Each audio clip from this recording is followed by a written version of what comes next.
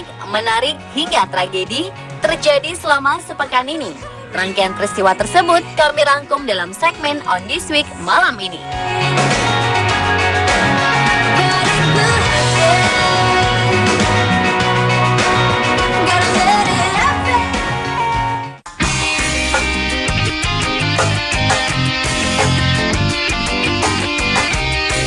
Tak ada yang aneh saat melihat sekilas kucing yang bernama Matilda ini. Tubuhnya sama-sama berbulu bagus seperti kucing pada umumnya. Tapi jika diperhatikan, ternyata kucing ini memiliki bola mata yang sangat besar sehingga berbeda dengan kucing pada umumnya. Kucing dengan bulu coklat gradasi hitam ini kini menjadi buah bibir para pengguna situs berbagi foto Instagram. Matilda yang berusia 2 tahun ini menjadi viral karena memiliki mata besar seperti alien. Sang pemilik menuturkan bahwa Matilda menderita kondisi langka yang disebut luksasi lensa, sehingga menyebabkan lensa matanya secara otomatis membesar dan melebar. Bahkan kondisi Matilda tersebut membuatnya mendapat sorotan hingga akun pribadinya bernama @AlienCatMatilda memiliki 40.000 lebih followers. Nampak akun tersebut memperlihatkan kegiatan Matilda sehari-hari. Walaupun dalam kondisi langka, Matilda dinyatakan sehat oleh tim medis. Sang pemilik juga akan sangat menjaga dan menyayangi Matilda walaupun dijuluki sebagai kucing alien.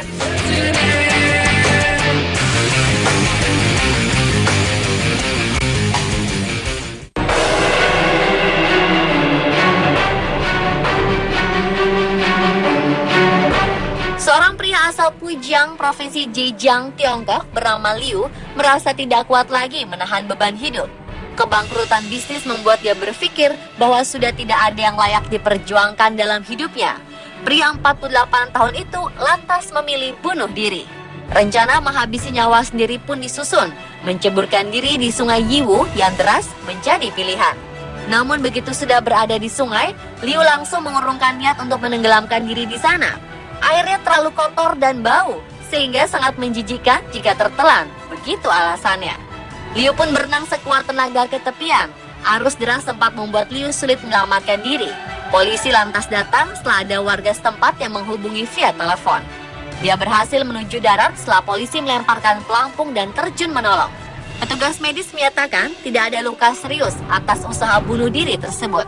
Liu pun mengatakan tak akan pernah lagi mencoba bunuh diri dan dia bersyukur masih bisa hidup.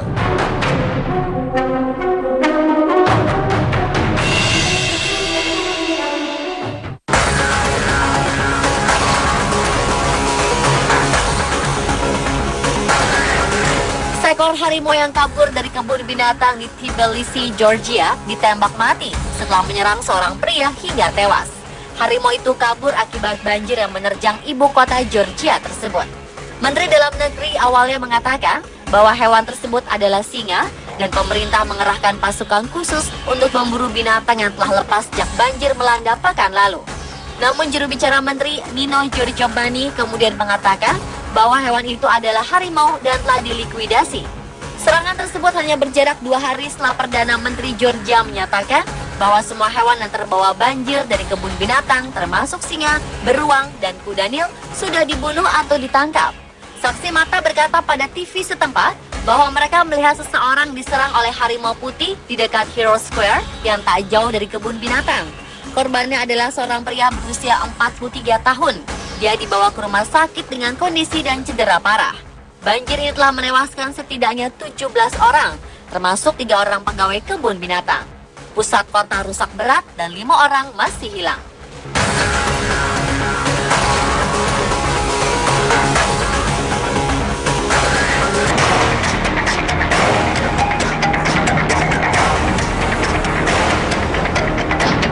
Seorang pria Thailand tiba-tiba diserang seekor gajah saat sedang makan malam di restoran yang berada di tepi pantai di Thailand Timur. Pria berumur 28 tahun itu tewas dalam insiden tersebut, sementara rekan kerjanya mengalami luka-luka. Korban yang merupakan pegawai telekomunikasi itu meninggal setibanya di rumah sakit. Dalam insiden yang terjadi di kota Rayong pada Senin malam kemarin itu, korban tewas akibat luka di dada yang disebabkan oleh gading gajah. Mereka sedang berbincang dengan pawang gajah soal membeli makanan untuk gajah itu. Ketika tiba-tiba, gajah menusuk salah satu pria di bagian dada dengan gadingnya dan menendang pria lainnya. Atas insiden ini, si pawang gajah sempat ditahan dan dikenai sejumlah dakwaan, termasuk melanggar Undang-Undang Keselamatan Hewan akibat kelalaian yang mengakibatkan kematian. Berdasarkan undang-undang tersebut, hukuman maksimal akibat tindakan ini adalah 10 tahun hukuman penjara dan denda 20.000 baht atau sekitar 7,8 juta rupiah. Dalam insiden tersebut, rekan kerja korban mengalami luka-luka cukup serius. Pria berumur 30 tahun itu saat ini masih dirawat di rumah sakit.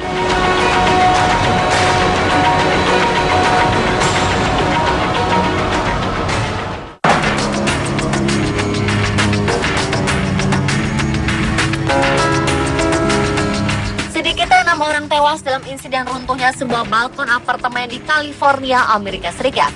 Insiden ini terjadi ketika pesta ulang tahun tengah digelar di apartemen yang ada di kompleks kampus Berkeley tersebut. Tragedi ini terjadi di sebuah apartemen yang berjarak 2 blok dari University of California pada Selasa 16 Juni pagi waktu setempat. Kantor Koroner Alameda County memastikan 6 orang tewas dalam insiden ini.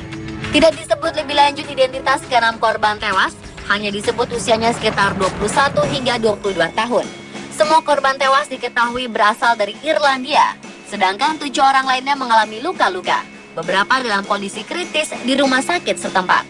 Sebagian besar korban dalam insiden ini merupakan mahasiswa asal Irlandia, kebanyakan berasal dari University College Dublin, universitas terbesar di Irlandia. Mereka sedang dalam program visa kerja dan kuliah yang memperbolehkan mereka untuk mengajar sekaligus kuliah atau melakukan penelitian sembari bekerja secara legal di wilayah Amerika Serikat. Sedikitnya ada 13 orang di balkon tersebut saat kejadian. Entah apa penyebabnya, balkon tiba-tiba runtuh ke bawah sesaat setelah polisi menerima pengaduan warga yang mengeluh ada keributan pada dini hari di kompleks tersebut.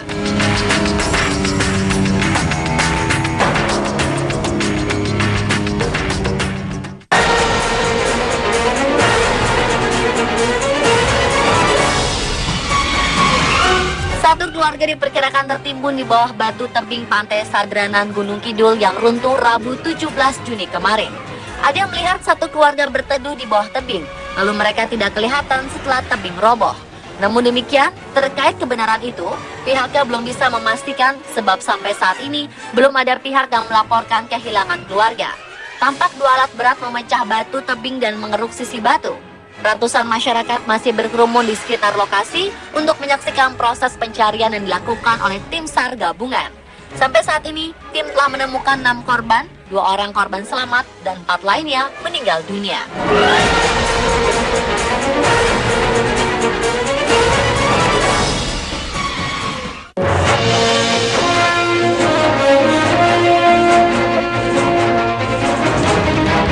Pengadilan tertinggi untuk kasus perdata di Jerman membatalkan 2 vonis karena hakim mengirim teks kepada pengasuh bayinya saat sidang berlangsung. Menurut Pengadilan Federal Jerman, telepon genggam tidak punya tempat di ruang sidang dan melarang para hakim menggunakannya ketika menyidangkan sebuah kasus. Masalah itu dianggap bukan hanya sekedar sopan santun, namun juga menyangkut inti dari tugas hakim yang harus memusatkan perhatian pada kasus yang ditanganinya setiap saat. Kedua pria yang berperkara di Frankfurt yang terlibat dalam perkelahian dengan menggunakan pisau akan menjalani sidang ulang. Pengadilan Federal Jerman mengatakan dalam sidang atas keduanya, hakim beberapa kali memeriksa telepon genggamnya dalam rentang waktu 10 menit ketika sidang dan mengirim 2 pesan kepada pengasuh bayinya karena sidang berlangsung lebih lama dari yang direncanakan. Ditambahkan bahwa dalam keadaan darurat, sidang boleh dihentikan untuk sementara dan dilanjutkan kembali dengan perhatian penuh. Seorang hakim dari pengadilan perdata tertinggi di Jerman itu, Thomas Fischer, menegaskan bahwa telepon genggam tidak boleh ada di ruang sidang, dan itu berlaku untuk pengunjung, penasihat hukum, dan juga hakim.